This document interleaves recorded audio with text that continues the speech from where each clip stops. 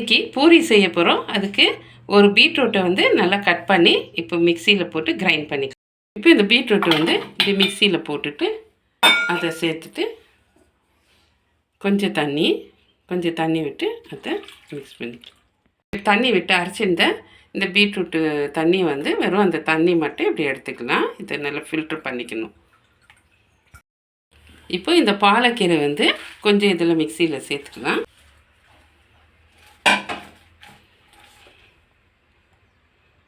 சேர்த்துட்டு கொஞ்சம் தண்ணி, பாலக்கீரையை வந்து இதையும் நல்லா இப்படி ஃபில்ட்ரு பண்ணி எடுத்துக்கலாம். இப்போ பூரி செய்கிறதுக்கு உங்களுக்கு எவ்வளோ மாவு வேணுமோ உங்களுக்கு தேவையான அளவுக்கு நீங்கள் மாவு எடுத்துக்கலாம். அந்த மாவில் வந்து கொஞ்சம் சால்ட்டு சேர்த்துட்டு அதை நல்லா மிக்ஸ் பண்ணிவிட்டு சால்ட்டெல்லாம் நல்லா மிக்ஸ் பண்ணிவிட்டு 4 பார்ட்டாக நீங்கள் இப்படி பிரிச்சுக்கலாம். இப்படி 4 பார்ட்டாக எடுத்துன்னு இப்போ ஒரு பார்ட்டு மட்டும் இதில் ஒரு பார்ட்டு மட்டும் நம்ம எடுத்துக்கிறோம். இந்த ஒரு பார்ட்டு மிச்சம் 3 பார்ட்டு அப்படியே வச்சிடலாம். இப்போ வந்து இந்த தண்ணி, அதாவது அந்த பாலக்கீரை வந்து அரைச்ச அந்த தண்ணியை வந்து கொஞ்சம் கொஞ்சமாக சேர்த்து இது நல்லா பிழிஞ்சு எடுத்துக்கலாம். மாவை இது தனியாக எடுத்து வச்சுக்கலாம். இதில் இன்னும் ஒரு பார்ட்டு இந்த மாவை வந்து நீங்கள் எடுத்துக்கோங்க. தனியாக இந்த மாவை எடுத்துட்டு அது கூட வந்து இந்த பீட்ரூட் வந்து நம்ம அரைச்சி வச்சுருந்த இந்த தண்ணியை வந்து இந்த பீட்ரூட்டு தண்ணி வந்து இதில் சேர்த்து நீங்கள் பிழிஞ்சிக்கலாம். இப்போ இது பிழிஞ்சிட்டு இந்த மாவையும் நம்ம எடுத்து வச்சுக்கலாம். இது இப்போ இன்னும் இருக்கிற இன்னும் ஒரு பார்ட்டு நம்ம இதில் சேர்த்துக்கலாம்.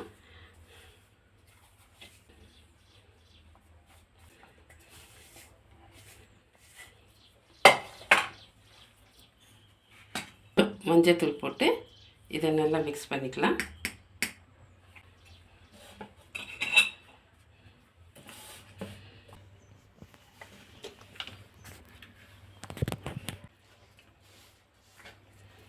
இப்போ இந்த பிழிஞ்சிக்கினா இந்த மாவை தனியாக எடுத்து வச்சுக்கலாம். இந்த ஒரு பார்ட்டையும் இதில் சேர்த்துக்கலாம். சேர்த்துட்டு அதை நார்மல் தண்ணி விட்டு நம்ம எதுவும் போடாமல் அப்படியே மிக்ஸ் பண்ணிக்கலாம்.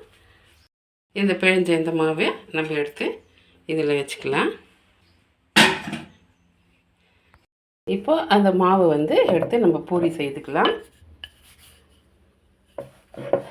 இப்போ திரட்டின அந்த பூரி மாவை எடுத்துகிட்டு இப்படி போட்டு வச்சுக்கலாம். இதை ஃபஸ்ட் மாவை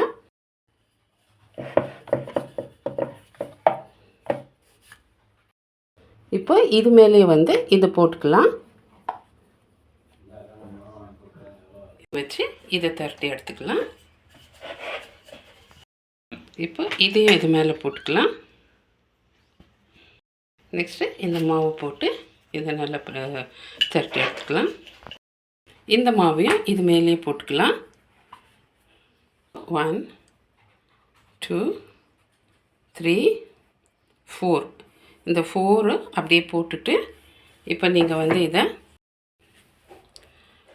நீங்கள் வந்து இதை நல்லா இப்படி ரோல் பண்ணிக்கணும்.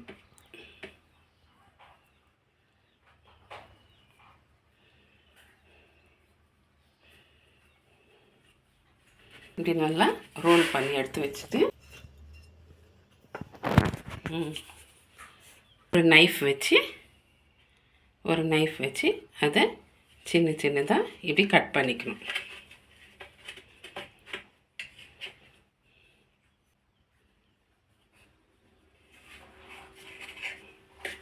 ஒரு நைஃப் வச்சு இதை இப்படி சின்ன பீஸாக நீங்கள் கட் பண்ணிக்கணும்.